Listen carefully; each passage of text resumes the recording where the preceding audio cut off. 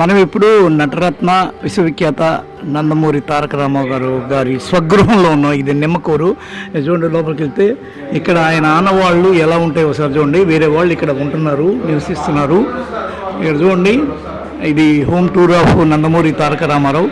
ఇక్కడ చూడండి, పైన వెనకాల హరికృష్ణ ఉన్నాడు. నందమూరి తారక రామారావు, బసవ తారకం, లక్ష్మయ్య చౌదరి,